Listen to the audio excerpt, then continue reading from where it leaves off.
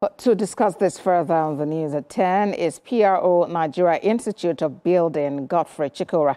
Good to have you join us. Another December, another fire incident. What could be responsible for this particular incident, and why do you think it's persisted? Over 24 hours, it's still burning.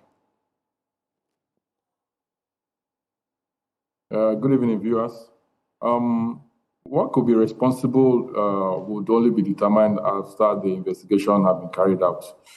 It will be quite premature now to begin to guess as to what would have caused the fire incident.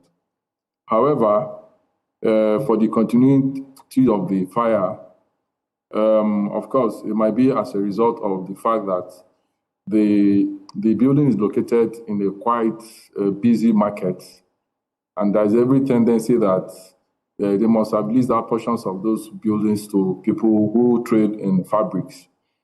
Usually, building high-rise buildings, the building code specifies that only materials that have properties of fire retardant should be used, and like fire inhibitors.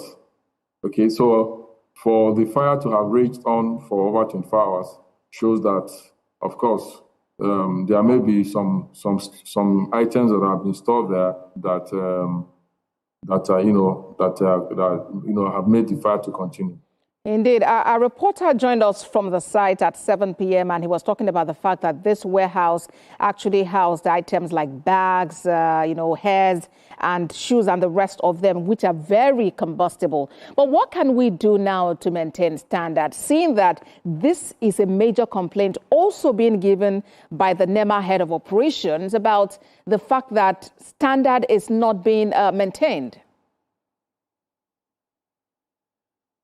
Yes, I mean, that building is about 20-something story building. 25 stories. So, okay, so imagine that there are fire standards that are supposed to be maintained in every high-rise building like that.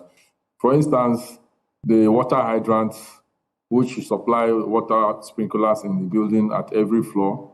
We don't know how maintained they are, and we don't also know the availability of water and all of that. And again, from the few videos of clips that we've seen on the challenges that the firefighters had, they were not able to directly gain access to that particular floor where the fire we saw it actually started from. So the building regulations are there, but the implementation is another thing. Like I tried to explain earlier, high-rise buildings as such should be materials used there, including the cladding, because you can obviously see the chimney effect of the fire, whereby the smoke and everything just keep blazing vertically.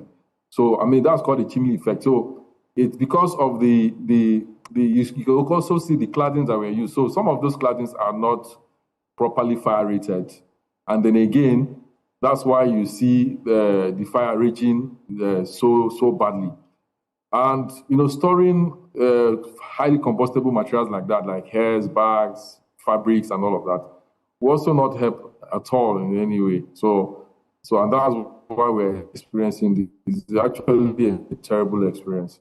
So in terms of regulation, the regulations are there, but implementation is all right, so implementation is now the next phase. PRO, Nigeria Institute of Building, Godfrey Chikora, thank you so much for your time on TVC News at 10.